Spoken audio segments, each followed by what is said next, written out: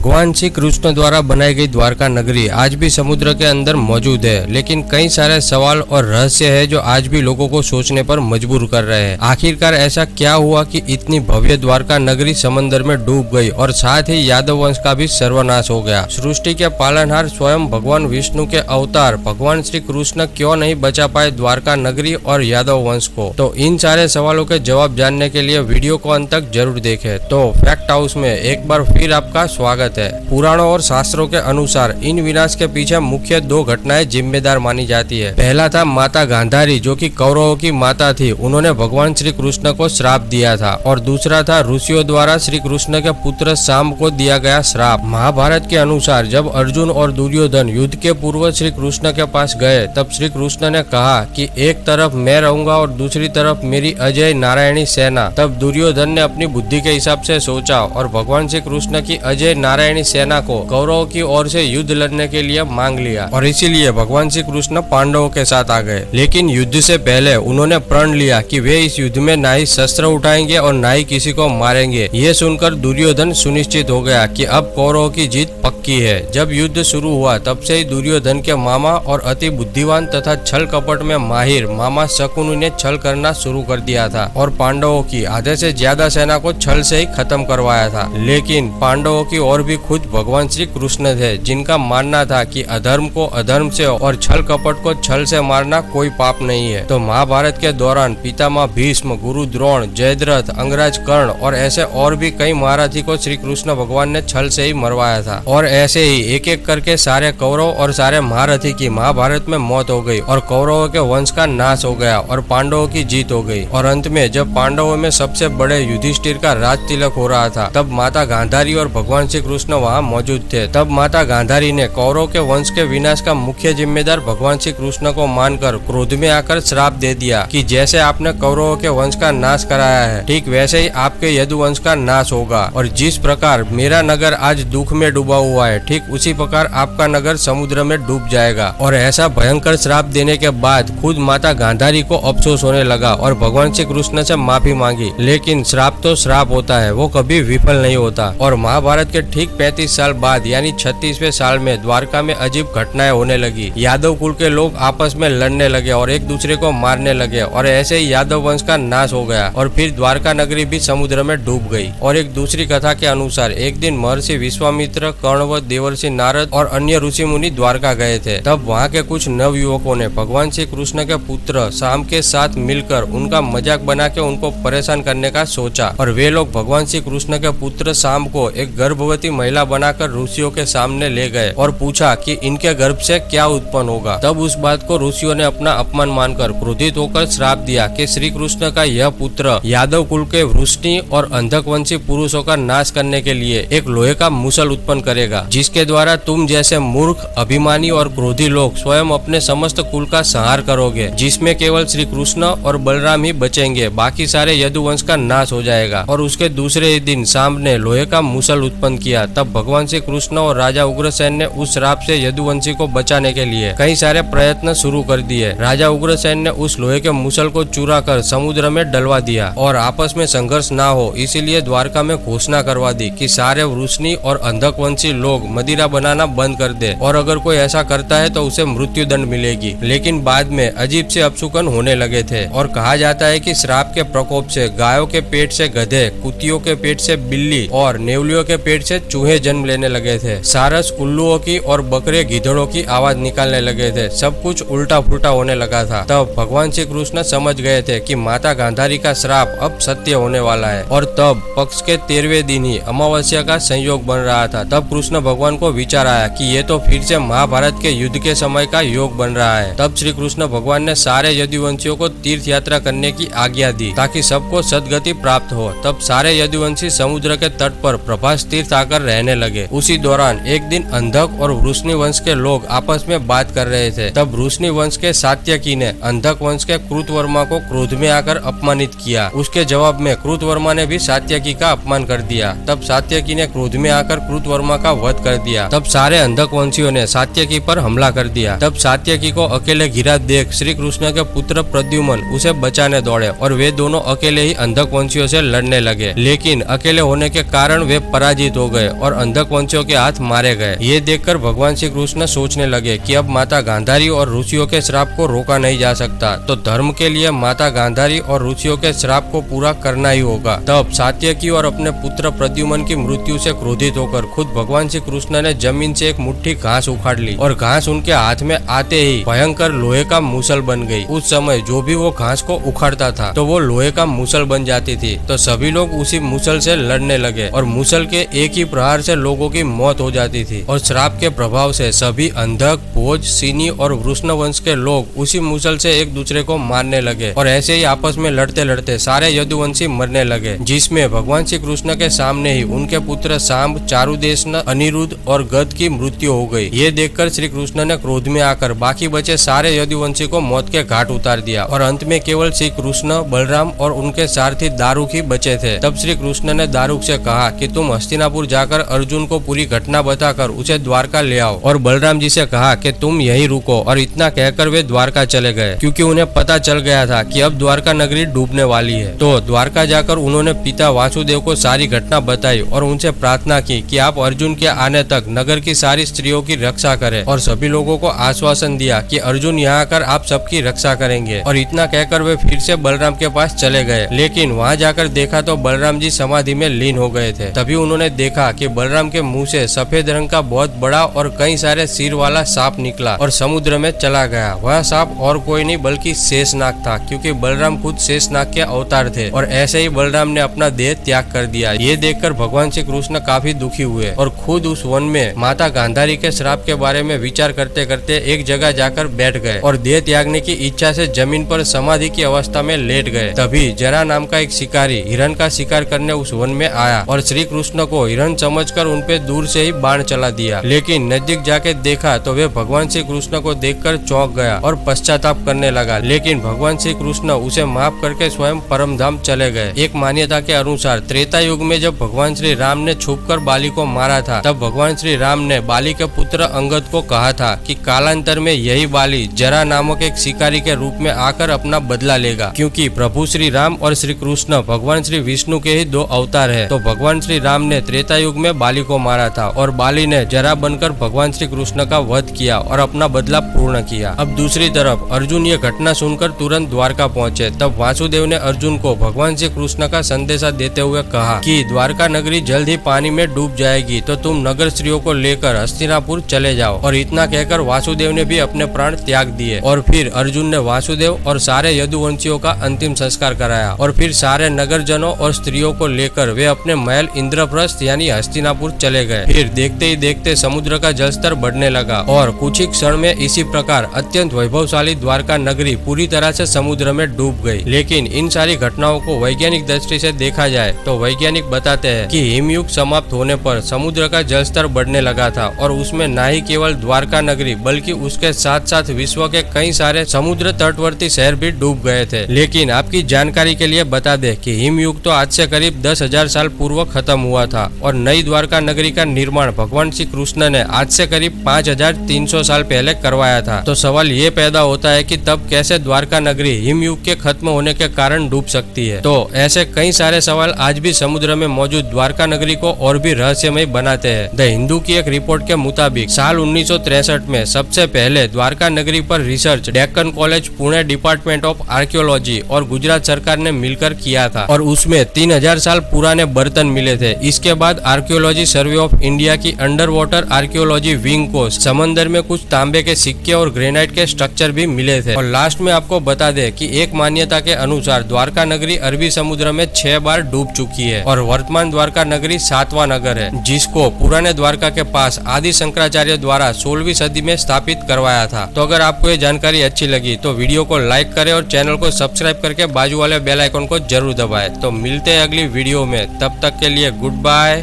Take care.